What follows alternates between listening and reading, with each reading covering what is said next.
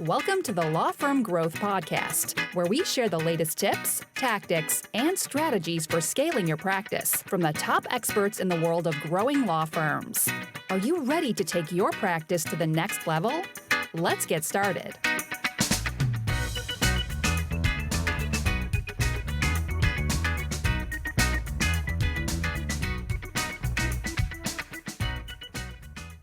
Hey everybody, welcome back to the Law Firm Growth Podcast. I'm your host, as always, Jan Roos. I'm here with Andre Brisson, who's the founder of Tactical Breakthroughs, and he is doing some really interesting stuff around ADHD and mental stuff that affects a ton of entrepreneurs, a ton of lawyers. Really excited to dig into this because if you have a brain, you're listening to this episode, and I hope you do, there's chances are that something that we're going to talk about is going to affect you. So thank you so much for coming on the podcast, Andre. Well, I appreciate the opportunity, Jan. And the thing is, for me, I concentrate on the high achieving entrepreneur, and I got a feeling the majority of your listeners are high achieving lawyers. I mean, I think that puts us in a different category also with ADHD and even the entrepreneurial world. So I'm really looking forward to this. All right. Awesome, man. So really excited to get into it, but I always kind of like to ask this question, why did you focus on this? What got you into focusing on helping out high achieving entrepreneurs with the ADHD stuff? Well, 4 years ago, during a life tempest, that was a big, massive, perfect storm between life complications, business complication, bad partnership with my engineering company. And I just kind of imploded. My ADHD symptoms took over. I didn't know what it was. And I went and got help and got diagnosed 4 years ago with severe ADHD. My psychiatrist looked at me and said, "You shouldn't have graduated engineering. You shouldn't have had successful companies." So I must have done something to overcome those symptoms unknowingly. And that just explained my whole last 40 years of my life, right from childhood. And then, I got a very successful engineering company. Actually, most of the stuff I concentrate on are working with other lawyers for construction site accidents or problems. Then I start to look and see there was nothing out there for the high achieving ADHD entrepreneur. If everyone goes out there and learns about ADHD, they're unmotivated. They have a hard time doing things. They can't set goals and achieve them. But I was looking at myself when I do that stuff. So what's different? And I looked into more, did a lot of research because I'm a researcher, being a very analytical engineer. I need a lot of data, a lot of information. I looked into it, and there wasn't a lot of research or a lot of information for the high achieving ADHD entrepreneur. We set goals, we're high achieving, we want to keep going. And that just has its own sense of complications. And I wanted to really share that with people because I'm a simplifier. I can take all this complex information, simplify it, and have people work in their strengths, identify their strengths, and just get to the chase of what they love to do best. And then people can grow and start enjoying work again. Okay, that's awesome. And one of the things that you brought up, and this is kind of an interesting concept because I feel like the picture of ADHD that's painted in society is, it's like some kid who can't stay off of his phone. But I feel like the diagnosis itself has become like a lot more common in the last, I don't know, maybe like 10 or 15 years. But, there's probably a lot of people that are walking around that don't have a diagnosis. Just to kind of confirm on the story, that was pretty much your situation, right? Yeah. For one, there's a lot of for a long this time, they believed that kids grew out of it. Mm-hmm. They grew out of ADHD, but that was not true. There's research out there saying about 90% of adults do not grow out of it. They actually get more complications because now they've got to adult themselves, or the stress, not the stress, but just the workload of being a parent, especially with the being your own boss in your own company. It amplifies or it snowballs with time. So for me, and that was exactly the case. Because I was smart and I did well in school, therefore you don't have ADHD. I still get that to this day. Because you are successful, there's no way you have ADHD. And for some people, that is true. But for a lot of us high achievers, that is not true. We have a lot of struggles. We work actually harder to stay more organized, more focused on stuff we don't like to do. And we watch everyone else going, hey, they can do it very easily. What's wrong with me? And, that's why we become workaholics, because I know for me, for the longest time, I spend 4 hours a day just organizing and making sure I was on top of projects and I had everything in order so I didn't lose it. Right. Yeah. Then I still had an 8-hour day to be productive. And no one saw that. Yeah, and it's interesting too, because it's like I've also heard the perspective that some people say, when it comes to entrepreneurship or any kind of situation like that, like there's kind of a shade of that with other people. And I'm sure that shade is darker for some than others. But I Well, mean, ADHD is definitely a spectrum. Either you have mild symptoms or severe like me. So like for me, it impacts my daily life and routine every day. mhm, While some, it could be circumstantial, it could just be very, very light. But for me, it's every day and it ranges. And each of the symptoms are on its own spectrum on the individual person. yeah, So, like they say, if you met one person with ADHD, you met one person with that ADHD. yeah. Everyone's different and unique. That's interesting. So if anyone's kind of in this situation where this might be resonating with them, like what are some common tells about whether this is like, something that's happening on a day-to-day basis that might want somebody might want to take that as a hint to look deeper into this? Well, for like the one thing is if it clicks to you what I say, you get it. Either Mhm. you kind of go, hey, I'm not too sure, I got to think about it, or you just get it.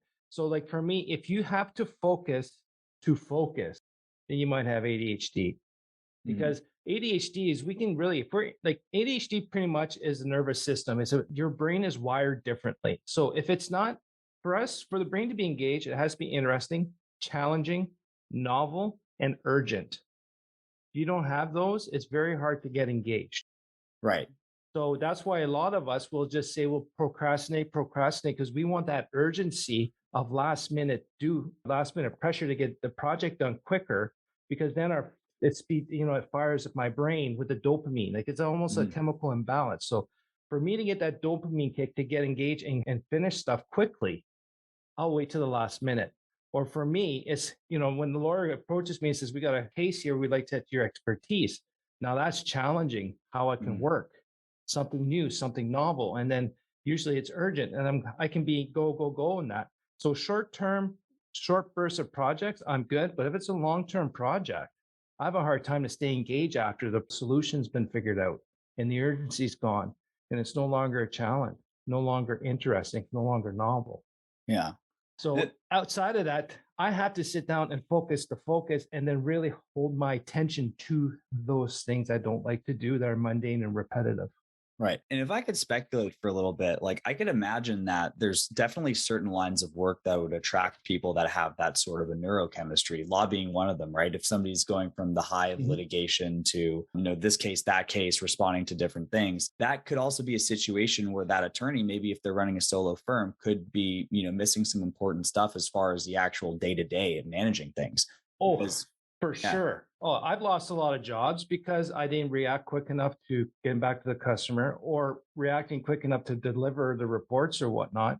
But to go back in your scenario, like attorneys that are in criminal court or do a lot of court work, Hmm. most of them I guarantee are ADHD because that's urgent, it's interesting, it's fast paced, it's quick, quick, quick, right? Yeah. Things are being fired at you. You're always got to see, listen, pay attention. How can we figure out the next step or anticipate? So a lot of them prefer that. But once they go back to the office and then they have to write out the reports and reports are, I apologize, I don't know your lawyer speak, but not citations. Those are police, but you know what I mean? Like Yeah. whatever documents you guys submit to the court, that's a painful process. And Mhm. probably they'll delay and delay. And that was one of the things for me is I realized I really like the getting, but not the doing. So to do the mundane paperwork afterwards or the mundane, even the same type of case or the same type of problem come across my desk, I'd be bored and I would just push it away and something else came about. And then all of a sudden everything else seems more interesting than what I need to do because then my attention can't stay focused on what actually is important for someone else. Mhm. Now there's the other key. If it's important for someone else, our brain has a hard time deciphering that that's an important thing we must do. So if it's important to us, interesting to us, we'll be more apt to engage in that, which, a lot of times they'll say squirrel, Mhm. then you find out you're just looking down, Googling for 2 hours on something that has nothing to do with what you got to do. Now I got to stay late to catch up on that so I can deliver tomorrow. And then you get that shame of feeling bad that you couldn't do what you were supposed to do during the day. Now you got to catch up, come in early, stay late to get all that stuff Yeah, I know a lot of attorneys resonate with those things as far as kind of like the late hours, especially too. But it's kind of interesting because there's like these situations where people might have to seek out stress to be interested, but at the same time, it's like that's still stress at the end of the day. Mhm. But let me ask you this: it seems like there's like not to focus on kind of the drawbacks. It's like there's also some things that are benefits about having a brain that's wired like that, right? Yeah. I've always said that unmanaged strengths can become your weaknesses, Hmm. right? And then when I first got the diagnosis of ADHD, yes, I went through the stages of grief, upset, denial, and all that. And then once I got to the point of, I read my mantra written somewhere. I'm like, what if I harness my symptom? For me, during my life tempest, my symptoms took over my impulsivity, my emotional dysregulation, my inattention, all hyperactivity. So as an adult grows older, the hyperactivity goes from physical to mental, but I'm still physically hyperactive. So you got all those just taking control of you. So if we can just stay within the bumper lanes in a bowling alley, the little bumpers they raise up kids, Hmm. we don't want a tight rope, but we want some, but we just need like a boundary. If we can stay within those boundaries and manage those symptoms and manage the environment around us to manage the symptoms, then they are strengths. Like I credit my entrepreneurial journey and success because of my undiagnosed ADHD, but the hardships and failures and loss of my first engineering company was because of my undiagnosed ADHD. Right. Now that I'm starting to harness it, my impulsivity is my creativity on a job site when things Mhm. aren't going well. You know, me sitting in meetings, having that inattention, because I'm able to pull solutions out of thin air from whatever. And I'm able to listen to things that are not being said that speaks loudly to me. So there's lots of stuff to do there. And then my hyperactivity, I can't sit still. I got to go, go, go. Just gets me a lot of projects and opportunities that most people would just sit there and wait. Yeah. Well, it's kind of interesting too, because there's a few stuff and like some current, well, I'm trying to think, recent guests like Molly McGrath, a lot of the people that we've had in terms of just the hiring people, that kind of process type stuff. Are Yeah. you familiar with, the Colby Index or the work of Gino Wickman with visionaries, integrators, that kind of thing?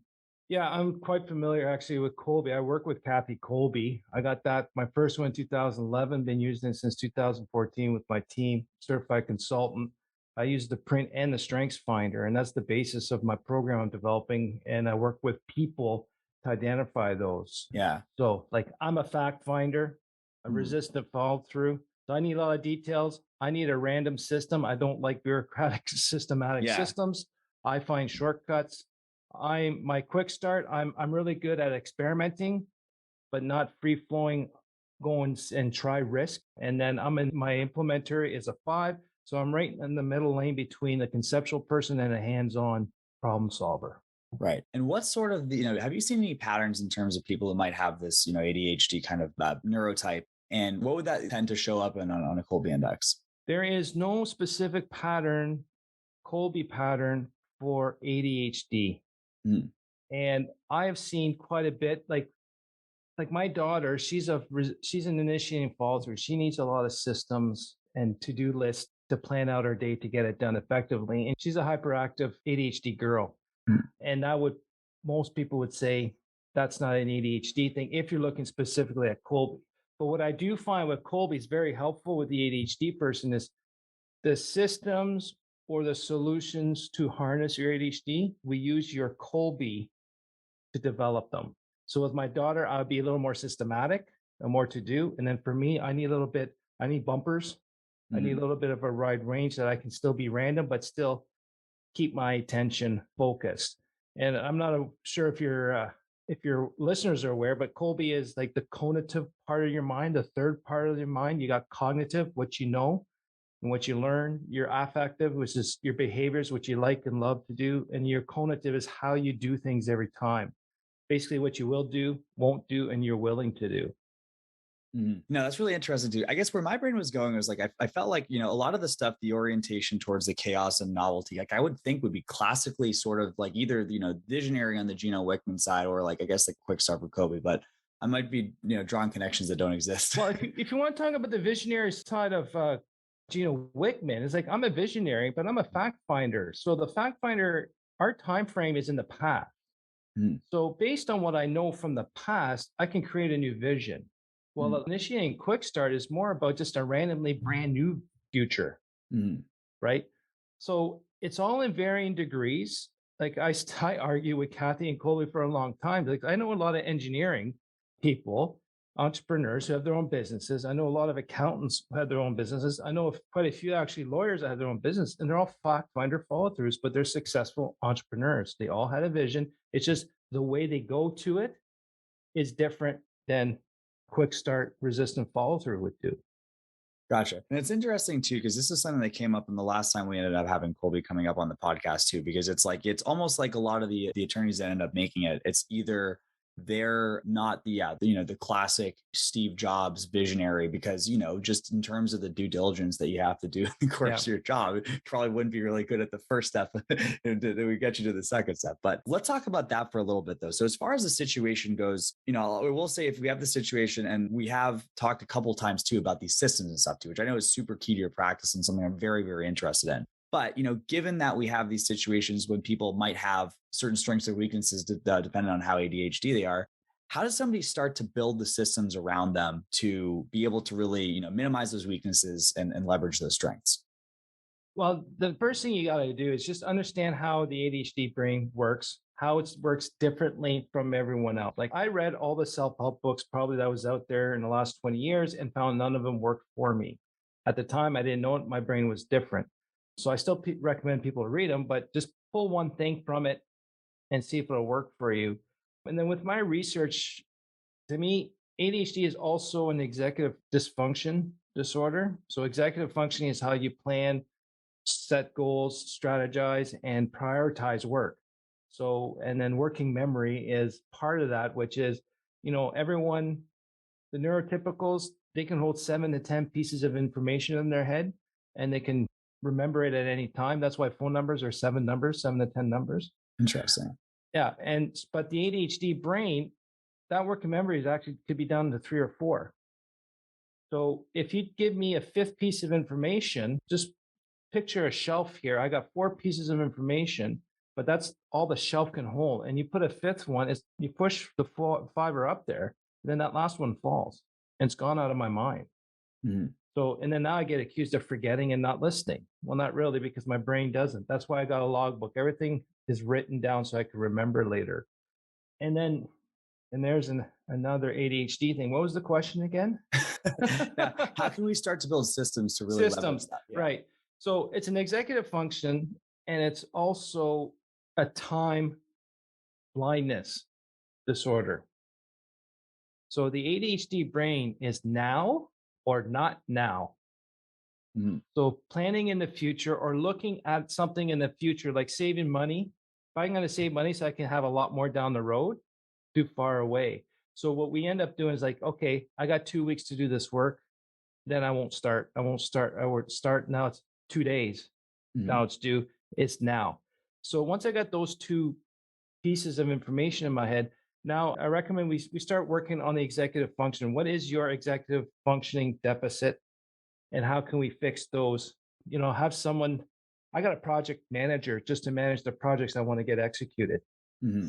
New creative stuff, because I'm not good at project managing, even though I'm well known for it. It's just it's a waste of effort for me, because I want to start too many projects, but then I need someone to say, well, which one do you want to finish first, or let's just postpone it. If I can have someone to say, I'll put it over in this pile here because later on I know it'll come back, I'm okay with that.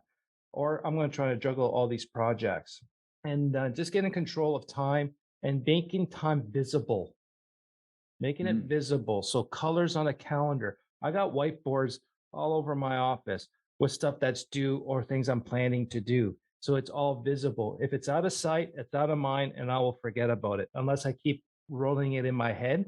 And that's just a waste of mental energy, and you forget a bunch of other stuff. And then from there, just get your strengths, identify your strengths, and then hire your weaknesses. If you're not good at scheduling, get someone to do it, a VA or an assistant, or even I got some of my engineering guys now. They just schedule all the meetings that I want to meet with them about strength building or whatever else. I put it on them to make sure it's in my calendar. They'll get it done. Yeah, that's awesome. I mean, it definitely requires like an honest inventory of what people are good and bad at. And I feel like a lot of people are in denial. Oh yeah, it's hard work. You have to be truly honest, get the ego out, and that's what I call the mirror test. If you got to stare your, if you, I remember when I first started my first engineering company, I did the mirror test. There was some stuff I did not like about myself, behaviors, reactions, and I stared at myself in the eye, saying, "I don't like this about you," and then try to hold your gaze, look into your own eyes, and if you can hold your gaze and say these hard things, then you got some truth. But if you can't hold your gaze, then there's something you're hiding from. Interesting. So what I ended up doing unknowingly was I identified all these things. And what I did is I worked backwards to the start, the trigger, or the initiating event that would cause me to get to that place I didn't want to be. So I created early warning systems. And then the biggest thing with ADHD I discovered over the last few years is your environment. Your environment affects you tremendously. Mhm. So if there's a lot of distractions around, you will be distracted. I got, I just called myself built myself a little ADHD proof room where all I have is my desk, whiteboards. I don't have clutter. Everything that's on my desk is all I need to work on right now. Everything else is outside of the wall, so I can't see it. So I can't say, hey, I just want to look at that. Mhm. And getting the right people around you. Sometimes if you're in an office that's just constantly interrupting you and they won't let you work by yourself every once in a while, it's not the right environment. And that's a key one is environment control. If we can control the environment, which will help manage your ADHD and help you stay focused and control your attention to focus is key. Okay, gotcha. So no open office plans for No, sure. because you know what? It's not only disrupting me, I'm disrupting everyone else too. Okay, that's a good point too. Well, it's something interesting too because I've seen some research as well as just like on task switching in particular. So it's just like we have the situation where an interruption that might cost somebody 5 or 10 minutes might. I mean, who knows? Like if you end up one of those Google things, then you could end up being 2 hours or something like that too, Oh, right? easily. Yeah. Yeah. And as far as like, kind of ways to, if you have any like quick tactical tips, right? So we've talked about the physical space. Is there anything that you do from I'll give you an example of something I've started doing too. It's like whenever I'm on this podcast, I got Slack off. I have all my text. I haven't had a ringer for text messages or a banner on my phone in years, which much to the chagrin of when friends and family are trying to reach me. But it's something that I kind of learned about Oh, myself. technology is the worst. Okay. Yeah, the reminders, the notifications, that's just an automatic distraction, and you cannot forget about it until you get that itch tickled. Okay, that's Or interesting. So, what do you recommend for people that have to contend with all these different things like Slack, email, that kind of stuff? you got to block your time. Like if I'm going to do focus work or money making work, that's all I'm doing. I don't even have like even on my computer, I turn off my Outlook, I turn off all notifications on my laptop, my computer. Then I got set times to go check those things. Mhm. And I fell off the wagon. COVID made me fall off the wagon, but I'm gonna go back to I only check my emails at 10 a.m. and 3 p.m. Because if I check my emails first thing in the morning, I go down rabbit holes. And I know that for me, the morning, the earlier the better, because there's less distractions. But at the same time, I'm a morning person. I can do 8 hours worth of work in 4 or Yeah. less. That's been observed by others about me. So I try to come in, do all my money making stuff first thing in the morning.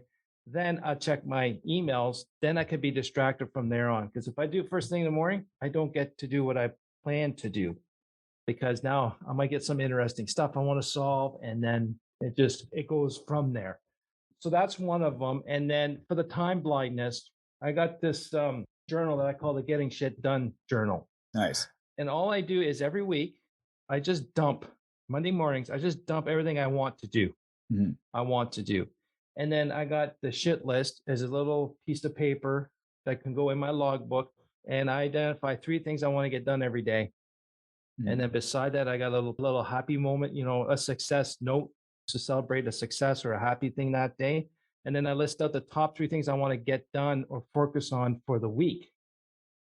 Mhm. And then I do that on Monday morning. I leave it a little loose because of my cold. I leave it a little loose for the rest of the week, but I try to get every morning. I'm only dealing with a small piece of something rather than the whole thing by just doing that dump and then having to realistically look at it and say what needs to be done and what can wait. Yeah. And, going back to the whole working memory type thing, that's probably absolutely like the only way that you can do stuff. But I was going to say too, like, I mean, it sounds like some of these habits are generally good for anyone, right? Like, I don't think anyone performs better when they're distracted, but like, what do you feel about the crossover between that and people who would be like a little bit, lighter on the spectrum or neurotypical? I honestly, I didn't realize this, but my first company, I made it an ADHD safe company by creating standard operating procedures. I did it also that I can receive information in a certain way and that all the projects would be done in the same steps, the same way every time, or every, how we submit expenses, just so that it's all the routine. Routine is better for my brain Mhm. than just winging it. As much as I love to wing it, but for the stuff I don't really enjoy doing or that's mundane, repetitive, routines are best. So the more we can make it an ADHD safe environment, everyone wins. Yeah. So I think because it simplifies things, it makes it more efficient and just takes out a lot of noise and useless crap that's not necessary to be there. And I know there's a lot of people out there that think they should always be dealing with mistakes of others or these chaotic things. But in the Mhm. end, those are nice to do every once in a while, but constantly all the time. No, if the ship can run smooth, everyone can work their 40 hours, everyone can go home stressed less and have a good weekend and rejuvenate and come back for another good week. Yeah. Well, it's kind of interesting because it's like, it's almost like, somebody who has a heavy amount of ADHD is almost like the canary in the coal mine. Like if it's something that will set that person off, then there's probably some, less perceptible amount of cognitive friction that might be throwing everyone else off in the office as well. And it's something I just kind of think about as well too. It's like from the marketing perspective, we're always trying to make things as simple as possible, the Yeah. lightest, most simple language, like that kind of stuff too. But it's really design of how everything works in your business. So super insightful. And as Well, far as the thing is too, just with that analogy you used about the canary and you said about setting off the entrepreneur, and that's a valid point because our brain does not have a filter. Everyone tells me, Andre, you're funny, and you can be dangerous sometimes because you don't have a filter. You just say what you want to say. And I said, well, it's true because my prefrontal cortex, that's where if your brain has a thought, has something, your prefrontal cortex stops and goes, hey, let's check this in. Should you react overly? Is it a threat or whatnot? Then you react. But in the ADHD brain, a lot of times if you're surprised or blindsided, your amygdala, your primitive brain, sees it as an attack. So you either fight, flight, or freeze. And Mhm. since you don't have a filter to stop and check the threat level, you react immediately and it's intense. Our emotions are about 1,000 times more sensitive and intense than everyone else. So Mhm. that comes out immediately impulsively, a big reaction, and everyone goes like, holy crap, what happened there? And then you know what? Then it's done. For us, Mhm. it's done. But the reaction was there in the outburst. So that's what a lot of times it's misunderstood as too emotional or rude or hard nosed. But it's those impulsive emotions that burst out that we got to work on slowing down. And by controlling your environment and reducing those situations helps it a lot. Yeah, no, that's super interesting. And kind of on the note of how you sort of relate to the other people in the workplace too. How open are you about your tendencies? Like since you've kind of had this discovery about yourself, and how open would you recommend other people do it? I own my own companies.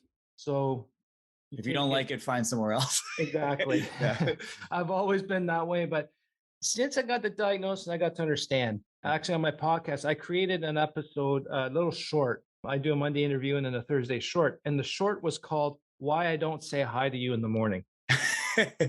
Yeah. So I got guys that come in and they say, "Hey, how are you doing? How are you doing?" And if I'm in the hyper focus and I'm really into it, if I say, "Hi, Jerry, how are you today?" I'm lost. I can't get back into my hyper focus. So I actually tune it out and sometimes I won't even hear them because I'm so into it. But I know if I say hi, I'm going to lose my focus. So now they know if I'm ignoring them, I'm not being rude. It's just I'm in my hyper focus. Mhm. And then I also tell them when you ask me or tell me something, ignore my first facial reaction or the first set of words that come out of my mouth. Has Yeah. nothing to do with you. It's just my brain reacting, my brain not slowing it down. And then I have 2 seconds, then everything goes in check, and then we solve the problem. So I'm really open with that kind of stuff. And I don't, like I just did to you, right? Just forgot the question. What was it? Yeah. Keep me on track if you could. That's a good one. Yeah. Yeah. And it's not, and it's, I'm being honest with people and I'm not ashamed about it. It's just, I'm wired differently. I do things differently. And I got validated because I knew my whole life I was not doing things the same way. I wasn't solving solutions the same way. I didn't see the world the same way. But I was told that that's not the right way and something's wrong with you. But now I know this is how it is. And you know what? I'm successful because of those traits. So let's just, my big thing is raising ADHD awareness, especially with entrepreneurs, to talk about it and to have the conversation and not be ashamed of it. Because there's a lot of negative connotations since we're raised since we're kids. There's still people thinking it's a bad thing. It's getting better, but there's still a lot of work to do. And the more open we are, like I've been looking like a fool my whole life. So why let's just add on this one, right? I don't care about talking about it. You can laugh at me all you want. I'm comfortable. Yeah. And okay, so I want to also bring something up too, and this is sort of been on the back of my mind, but how do you feel about like medication for this kind of thing? Is that something, and I know there's a lot of pros and cons to these sort of things. Medication at the time of my life tempest was beneficial because it slowed me down so I can work on a bunch of other things. I went through a lot of therapy. I'm still going through therapy right now, dialectical behavioral therapy. I'm off of it now because I don't think it really works for me. But I know a lot of people, they take it and they say, I can focus and just get all this paperwork done. Actually, Mhm. the guy who built my little office here, me talking to him, he started listening to my podcast. He went and got tested. And he's like, I was able to do 2 months worth of paperwork in the night because he was just Wow. able to sit down. So for some people, it does well. Some people it doesn't. And it really depends on the person and what comes out of it. Like for me, with my experience, the dosage I was on, it was making me too mellow and I wasn't being impulsive enough. And when I go to job sites, when I solve these unique complex problems, I need that impulsivity or because I start thinking too much. Right. If I'm thinking too much, then I don't get a good solution. It's these weird things that come in my mind that plays out to a good solution and quicker. So it's a personal thing what you want to do. I recommend everyone to at least try it, especially if you're going through a hard time in life, like I Mhm. was, to try and see what happens. And it's not just like, yeah, like you're 7 feet tall or you're 4 feet tall, you're whatever, and you're going to be this dosage, this. No, it's all trial and error. So I went through about 7 different types Mhm. before we start getting something working. But it takes patience. And the key is to find a professional that has understanding and experience with adult ADHD.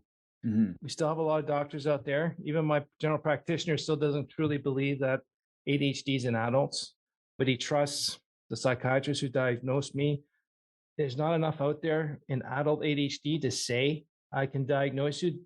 These people need to have their own general interest to help those with ADHD. So if that first person you're talking to starts saying no, no, no, find someone else. So it might take 3, 4, 5 people to work it out, but it's a process, it's time. You don't go in and go for a minute and get your blood checked and then say, hey, you got ADHD. It took Yeah. a year Right. and a half for me to go through it. There's a lot of questions being asked. Talk to my wife. They wanted to talk to my parents, talk to my siblings. They wanted to look at old stuff in the past and then try this, try that. And it's a process and everyone's different. You got inattentive ADHD and you got hyperactive ADHD. So the inattentive type, hyperactive, self-explanatory. It's that kid bouncing off the walls or someone like for me, I fidget all the time. Like right now, I got a little SpongeBob here. I'm squeezing. Mhm. It helps me focus and be distracted enough to focus. Then the inattentive type is those are the people that are they're always stuck in their mind, like always stuck in the clouds or on the moon if you're French, Yeah. right? And it's just like constant daydreaming. And then they're more apt to lose focus and attention. And just like my youngest, one night she was crying. She said, I know I get distracted and I don't know why, Mhm. right? That's the inattentive type. Yeah. And as far as kind of the testing related to this too, I know you mentioned going through this. Is there any sort of standard on how these things are conducted? Obviously, yeah, it's not like throwing on the cuff the blood pressure test, but what is the standard as far as diagnosis for knowing that you have it, the clinical perspective? See, that's a bit of the challenge because Mhm.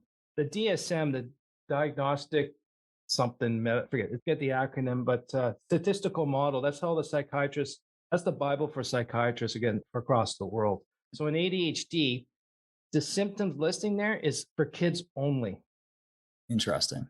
So for kids only. So there's really, according to the Bible, there is no adult ADHD. So a lot of these professionals will take it. There's actually some wording saying for the kids, I think you need 7 of the 9, but for adults, it could be 6 of the 9 symptoms and Mm. the different system classifications. So there's that part that they can use as reference, as guidance.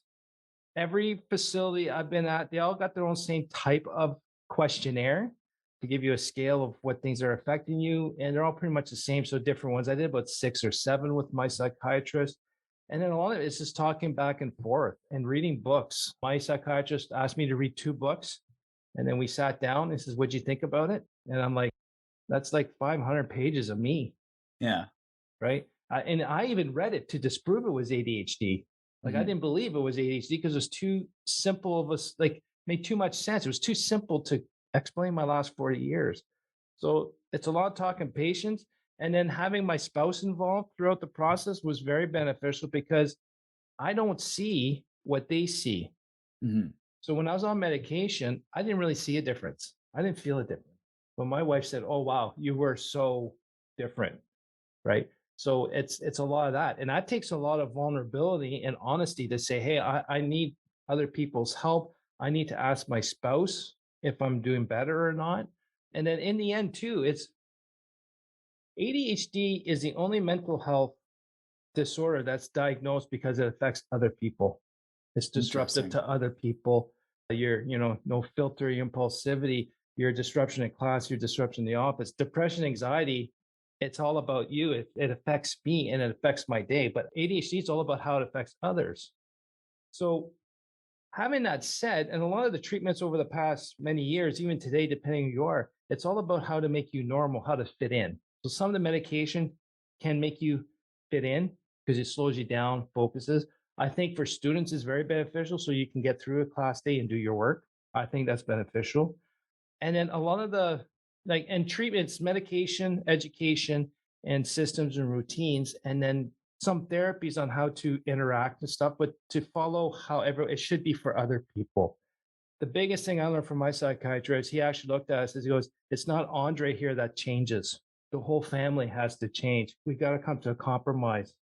So the Mhm. spouse has to, like my wife, when she started to learn about it, she started to see that some of the stuff she did actually triggered me unintentionally. And same thing with the kids. So the environment at home has to change, but that involves everyone, not just you. So if someone's telling you you have to change to make it work for everyone else, but no one else is working on it, I'm going to challenge you to say then those might not be the right people or might not be the right person to help you with the treatment. Interesting. Now, as far as like the systems and procedures too, so like you have been running a coaching practice for this. I'm super interested in this. So, if somebody's working with you, what does that deployment usually look like? In what way? Like, yeah, where do you start? Like, Like what a are you looking to client? build out first? Yeah, yeah. What is Yeah, that? okay. Yeah, like for me, what I do is I start with the module called You and ADHD, and this is just to understand how the brain works. And Mm. and I bring from the side of the high functioning entrepreneur. How does your brain work? Time blindness, executive functioning.